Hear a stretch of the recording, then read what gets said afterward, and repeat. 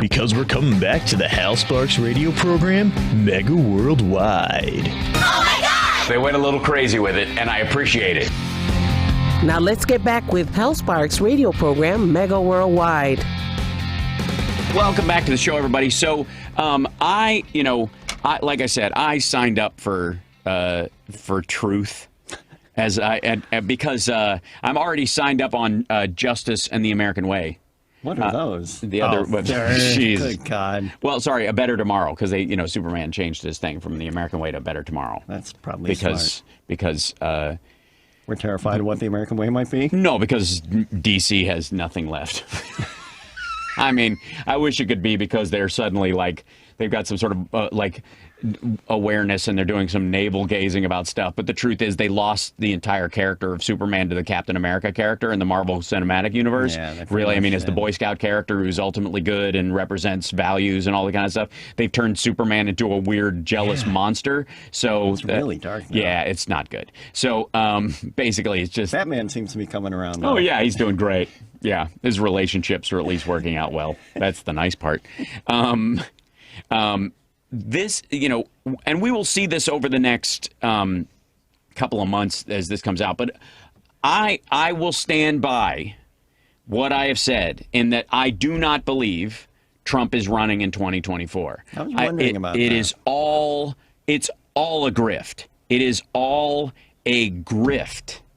And once he realizes, or if he's already realized, I'm sure someone's already told him, that he cannot make money from his super PAC and spend it the way he wants to if he's running anytime during the time that he's running. And he needs every dime of that money. Now, the Trump Media and Terror Group, or whatever it's going to be, TMTG. Media and Terror Group, yeah, right. These are shows that will terrify and amuse. That's what I'm going to call it from now on. I'm sorry. Yeah, TMT. TMTG. That's what you call it. And it's real. And you wait for Trump Marjorie Taylor Greene to she'll sue him. You put a T on the front of my name. Oh no. This will. I am predicting this. I'm sticking with this. I am saying. That he is not running in 2024. That he will decide that the political apprentice zone things, he's not going to win. Right. Right now, all this stuff about him, quote unquote, running neck and neck with Biden and all that kind of stuff is garbage. Hands down garbage. No one believes that. It's silly. Doesn't matter anyways. Yeah. The idea is that Rasmussen and all of Trump's favorite pollsters are saying that he's running neck and neck with, that there's buyer's remorse with Biden. Fair an election today. Yes, that whole business, which there isn't.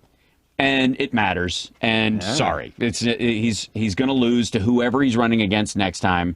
Hands down. Get used to the idea, because as much as he believes in an overwhelming support from his followers. Mm-hmm. The reality is that independents don't want him anywhere near the White House, and no Democrat does. And he is a demonizing factor that will drive people to the polls in a way that they wouldn't necessarily with someone like Kasich or someone like that. Right, and especially the next 18 months of the January 6th commission. Yeah, it's going to get worse and worse and worse. Yeah, because more and more they're going to see how much Trump was behind it or how much he greenlit everything. Right. And those folks that might run in his stead are going to have that problem as well because he's going to be their albatross. Yes, right. And he's going to want to back them up and be make them. Yeah. So wear me around. I'm not an albatross. I'm a gold medal. Right. Yeah. And they're wearing the stinky dead bird around. Somebody's asking, what about DeSantis or Gates or Hawley? Hawley is one that Josh Hawley, the one who gave the fist up to the supporters. Yes. No, he's not the dumbest. That's Gomert, you're thinking. No, there's one that's he's kind of a pretty boy athlete. Oh, Madison Cawthorn. Right. Have you ever seen his handwriting? Oh, yeah. First of all, he misspells his own name, which is fascinating. He's amazing. Look, you have a lot of freedoms in this country, but they don't include leaving letters out of your own last name, just for legal reasons. I just don't think you're right. And by the way, this guy wants voter ID. No. Sorry. Like, His signature doesn't match. No, never. It never has or whatever. No, it's really me. Hold on. Let me find an 8-year-old girl to come in and sign my name. Hawley is one of the ones that they think is... I remember that. Yes, right. But because he gave that fist in the air, that's the ad. I mean, that tarnishes him, even if he tries to distance himself from Trump. And he's been playing like, go quiet for a while. Go quiet for a while. That's the plan. But there is no there with him either. There will be some establishment-esque types that will be running. I'm still laughing about the handwriting, I'm saying. And rightly so. I mean, but he, he has his own history of, being sexually inappropriate with women and that kind of stuff. So he's right in there with everything else. Gates was all like gearing up to be the next guy in line. That's not happening. Whoopsies. That's getting worse. Yeah, day by day. Marjorie Taylor Greene is losing her mind because her polling numbers in her own district are going down. You can raise all the money you want, but if your district decides you're an embarrassment, you're done.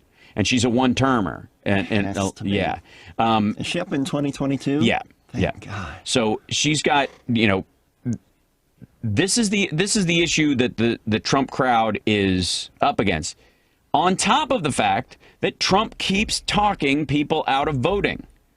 Over and over. Over and over. All these things. We got to. If you go to Jordan Klepper from The Daily Show has been going to a lot of the rallies and that kind of stuff, and I have no idea how he has his stomach for it. Like he has to go into some sort of isolation chamber to recharge after that. Well, or maybe he fuels from it. Yeah, I think it's more that. Because I mean, he's really good at it. Yes. Even though to you and me when we're watching him, it's like, well, he's baiting them. Yes. And how can they not see this? And he's being so smarmy right now, but they're just like, doodly-doo, I'll talk to you. Well, they think they're outsmarting him. Yeah, but again, you have to know if it's The Daily Show, you're going to be on the receiving end. Right. You just are. But anyways, he's been going to these things, and the majority opinion at the Trump rallies, and remember, these are not new people at all the Trump rallies. So you go there, he's seeing the same people over and over again. Even in the special that he did, he interviews this one guy that went to 50 of the Trump rallies and was at January 6th, but didn't go to the Capitol. He was there at the rally itself and left. And he talks to this dude. This guy's not alone in going to these places, going to multiple rallies. Yeah. And most of the places Trump goes, about half the audience now are people who either are in the adjoining state who've seen it, or people who are going from state to state to state. That's not good. No, and it's not indicative of a big movement. Right. It's indicative of a cult. Yeah. It's indicative of a mega church, with an audience that has nothing better to do. At all. No, not at all. Like they don't have relationships that they're trying to maintain. They don't have jobs. No time for self-reflection. None. And a lot of them spend a lot of time alone, unhealthfully, crawling down these QAnon holes. It's shocking that, he thinks this is, he thinks 46,000 people showed up in Arizona. There's no way he lost Arizona. Never mind the fact there are millions of people in Arizona and no single group of extremists. It's not even close to logic. No, it isn't. Especially when half the people at that thing aren't from Arizona, that they came from all over the place. And it's a free event. Again, it's free. Yeah. Like there are, if that was the case, then you could argue that what's a good brand, a middle of the road band, 30 Seconds to Mars could you could argue they have a movement enough to be president of the United States. They get 15,000 people everywhere they go for $100 a pop in merch that goes to the band, not some rando with a tent outside. They're not buying street merch. This is the band stuff, right? So these fans are making very clear distinctions between I want my money to go to them versus I'll wear anything with their face on it. T-shirts? Huh? Do you have any good old street T-shirts? I've No, I have some bad old street T-shirts. Yeah. I have a Kiss Asylum one from when we went. I remember you getting that. Yeah, and it's like a baseball tee or whatever, but it's crap. I know. So bad. They flake off. It's terrible. But that, and again, somebody's like, I love 30 Seconds to Mars. I agree. Yeah, they're fine. They're fine. They're My totally wife's great. a big fan. Yeah, and I love the special that they did, which was a way That of was really neat. bullying their label into releasing the album. did It it. worked like a charm. Yep. But you have to understand, like, these audiences are real cultists around certain bands. Like, they go and they see like festival crowds at a normal gathering, and these people are paying lots of money. I mean, I've seen Kiss 3 times in the last year and a half. It costs some money. Costs some money for some decent tickets, and they're always packed. Yeah. It's always full. It's always amazing. Yeah. You're buying. They always sell merch. You get something at each thing or whatever. Yeah. That is not what Trump is drawing. Trump is drawing half deadhead crowd, half locals to a free event that's an airing of grievances about people who politically are off the deep end, about vaccines, about masks, about their political rights, about freedom, about immigrants. It's basically like a whinge fest for right wingers. Freedom of religion too. That's a big one. Sure, which means freedom of Only my religion. neo-Christic dominance. Yeah. Right, which is not freedom of religion at all. No, but that's what they think it is. Right. Yeah. So, but he seems to be baited into thinking that this is proof positive that he's really popular. Now, there have been shows that have been canceled that have been brought back by the fans. Famously, Family Guy.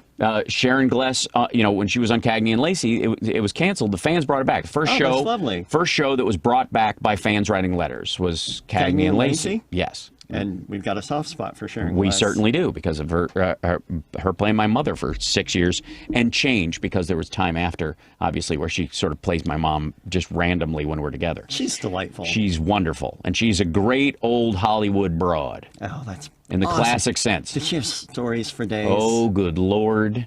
The stories that would make Jim Morrison blush. That's And wonderful. you have to understand, and we got to take a break, Sharon Gless was the last Universal Studios contract player. You said that before. That's so amazing. She's the last. She was signed What on as a year? young ingenue in Like in the 60s? 64 or 5 or something like it's that. so wild that studios used to sign people. Yeah, and you would just make movies, and they just today you're in a mystery, and tomorrow you're doing a horror Yeah. film, and that's how it works. And great idea. That should come back, by the way. Totally. They need to bring that back. I think that's a brilliant idea. You just have this like a corral of people. Oh my and- God, yeah. It's so British. We got to take a break. All right. We'll be back right at this. It's totally, yeah, See, so not great. even solving I'm problems. not even solving problems, and I'm talking like this because I already solved the problems, didn't I? I already I? did it. We'll be back right after this. It's the House Sparks Radio program, Mega Worldwide on WCPT Radio, Chicago's Progressive Talk, 773-763-9278.